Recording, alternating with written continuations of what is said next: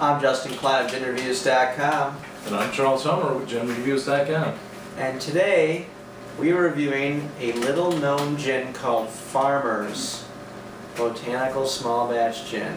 Organic, as they say.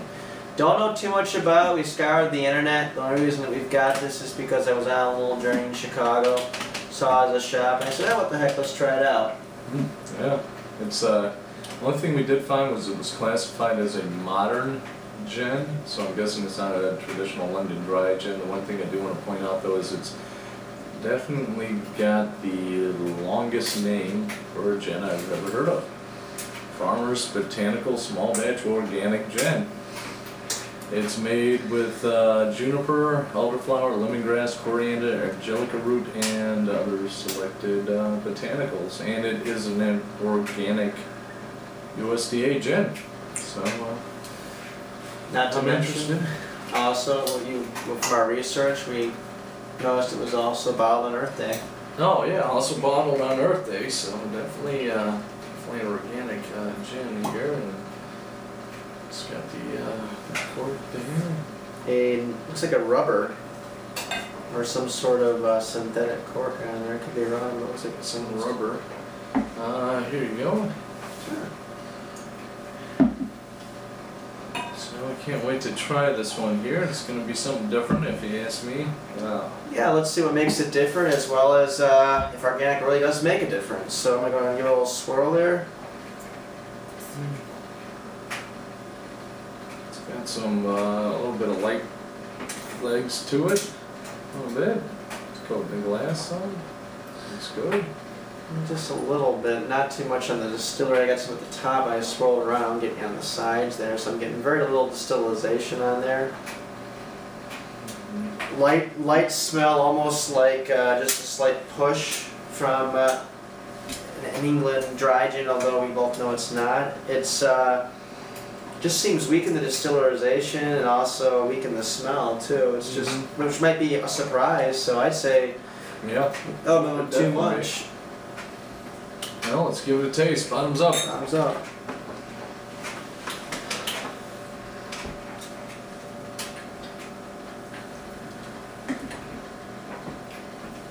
Ooh. Surprisingly spicy. It's big time. It says it's a modern gin. This is, A big time punch. it is a little bit closer to a dry gin. It actually numbed my tongue. Did it numb your tongue too? Almost. Yeah. It really tastes the juniper, really strong spice. Wow. I'm actually surprised.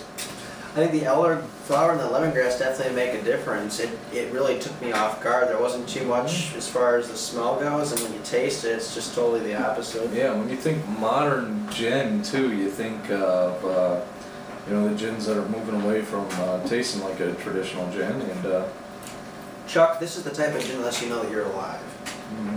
And by all means, it's like a hit with a tractor. yeah. You know, I'm even having trouble speaking Yeah. because it's just so powerful. It's like Superman. It's like to it. you It's get definitely got a kick to it. you get the old farm boy from Smallville, and then when you drink, he takes his glasses off and hits you with a Hit you with the car. or a tractor. Yeah. So this might be the Superman of gins, or the Clark Kent of gins. Yeah, I mean, you really wouldn't see it coming from the smell. You really don't see it coming. I'd say it's more like the ninja of gins. Wow. He's just kind of sneaking around, and the next thing you know, he jumps out and he's got you there. I'm actually surprised though. I think it's great. I think it's nice and spicy. I think it'd be good with the gin and tonic. I can see it mixed with other gin drinks. Love the Farmers. Every time I drink it, just simply takes my breath away. I take more water. I cool it off.